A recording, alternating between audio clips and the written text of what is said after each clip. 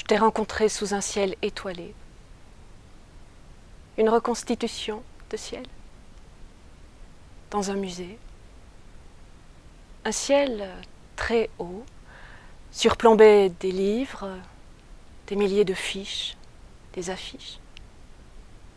J'avais vu beaucoup de ciels différents dans ma vie. Des sombres, des transparents, des ciels vides, d'autres comblés. Mais un pareil, jamais. Nous avions assisté à une visite guidée de ce haut lieu, et parmi tous, j'avais remarqué ton visage, éclairé, ton petit visage, éclairé de l'intérieur. C'est ainsi que tu m'es apparu. Ton visage était un écran, j'y ai deviné 1000 choses sans encore pouvoir les nommer. Ou plutôt, non, soyons clairs. Au début, je ne te vois pas, je saisis un mouvement à contresens. C'est ça que je vois. De ne pas te voir comme je vois les autres avançant, de te voir autrement puisque tu remontes le groupe des visiteurs, de te voir en sens inverse. Je te vois. Je te vois comme qui est à l'opposé.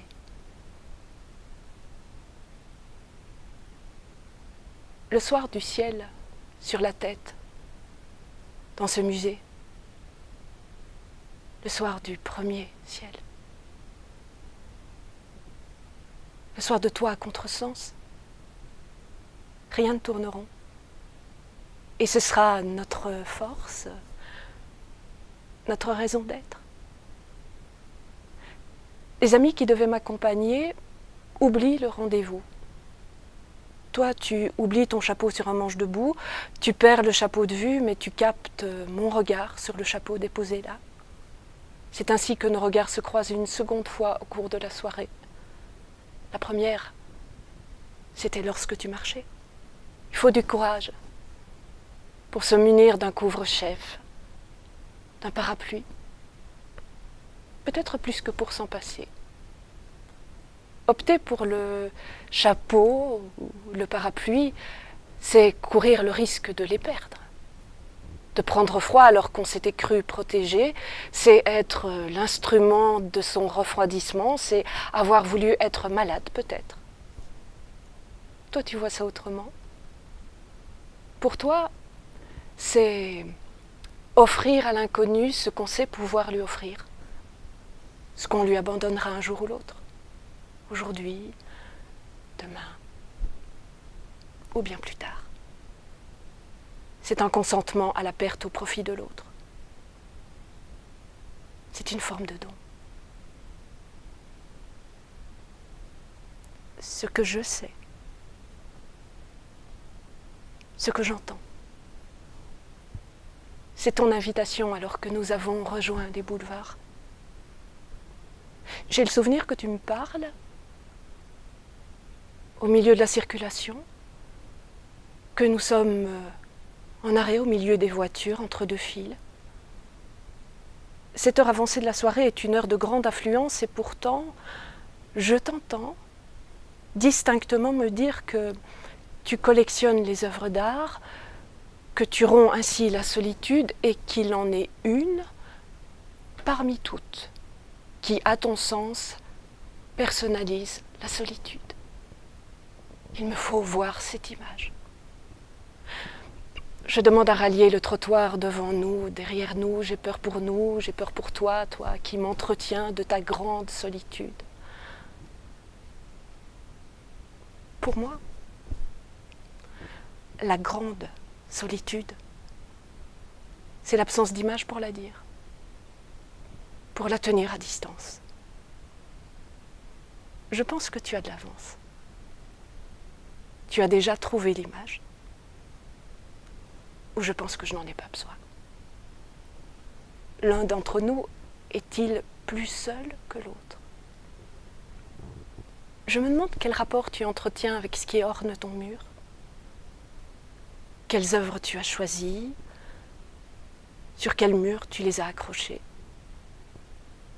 Y a-t-il un format dominant? les œuvres, au mur. Je les ai vues. Elles étaient comme des ciels, et très différentes à la fois. Elles changeaient selon le regard porté sur elles,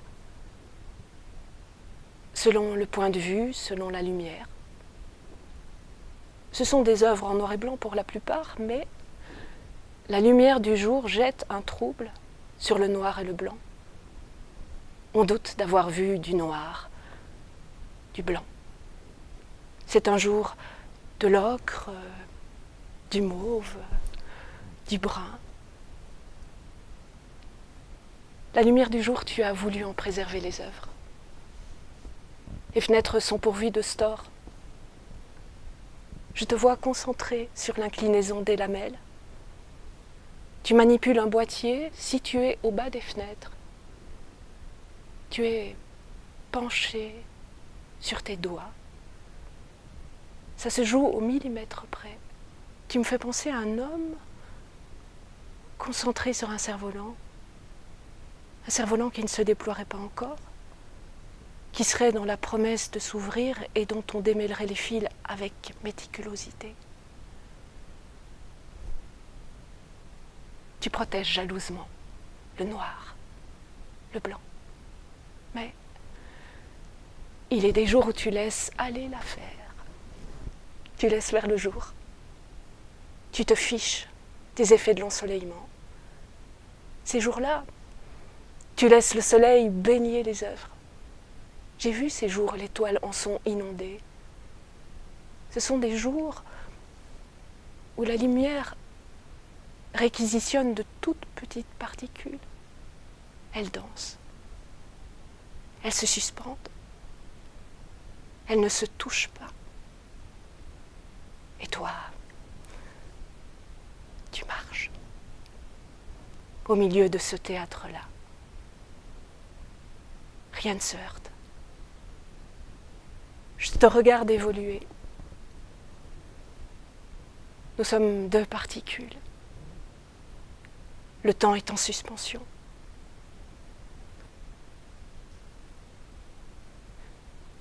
Les jours à particules, tu envisages d'ériger une extension à la pièce où tu te trouves et où sont accrochées les toiles, lithographies, gravures, aquarelles que tu possèdes. La lumière y serait la bienvenue, et toi, tu y séjournerais dans la lumière. Une lumière sans blessure pour les œuvres que tu aimes. Il y a des années que tu rêves d'offrir à la pièce une clarté qui ne nuirait en rien aux œuvres. Tu en as assez de travailler dans la pénombre. L'extension serait une avancée dans le jardin. Tu aurais l'impression d'écrire dehors. Tu décroches une gravure. Tu lui imprimes un mouvement ondulatoire. C'est un tamis où tu cherches un reflet, un éclat dans la jeunesse duquel le soleil n'entre pas. J'ai regardé. J'ai rien vu. J'ai levé les yeux vers toi. Je crois que le reflet, c'est dans tes yeux que je l'ai vu.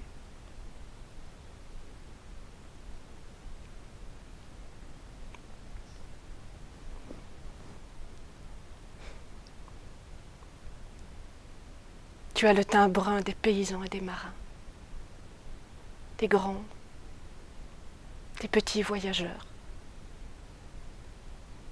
Tu dors sur le dos hiératique. Tu dors debout, comme un gisant prêt à te relever. Ton nez, tes pommettes, ton menton. Ton cou se dessine à contre-jour. Je ne te vois jamais de face quand tu dors. Tu dors comme s'il allait falloir s'éveiller. La menace est toujours possible. Tu es toujours prêt à marcher. Ou alors, tu dors en me tournant le dos, je vois ton dos. Je te vois devant moi. Là encore.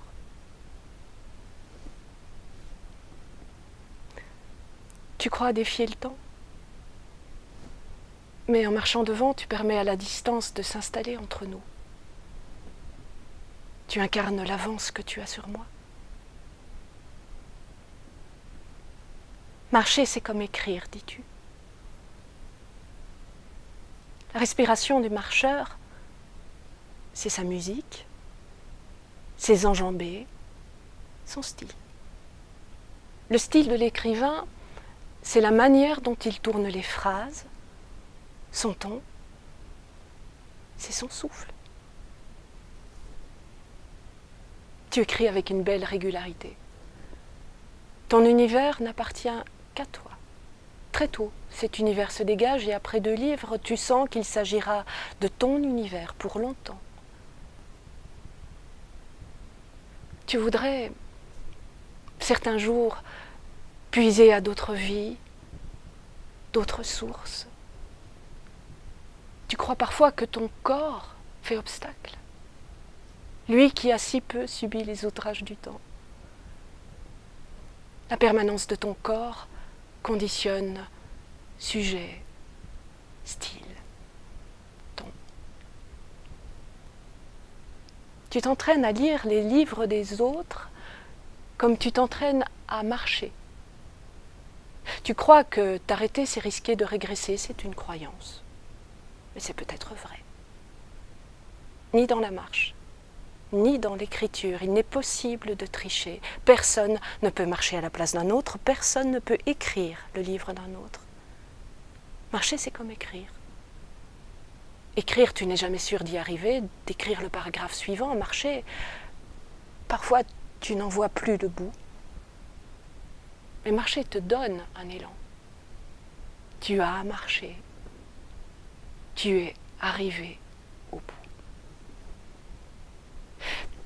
Tu n'aurais pas écrit si tu n'avais commencé par courir à l'adolescence. La course requiert une attention aux détails qui pourraient ralentir. Dans l'écriture, tu repères rapidement les obstacles, ce qui, en toi ou autour de toi, pourrait te ralentir, sans nécessairement pouvoir les éviter. Ils se répètent, de livre en livre. Tu rencontres systématiquement des difficultés au tiers de tes textes. Marcher procure du plaisir. C'est compliqué au début. Mais au bout, il y a le plaisir. Pareil pour l'écriture. Et bien sûr pour l'amour.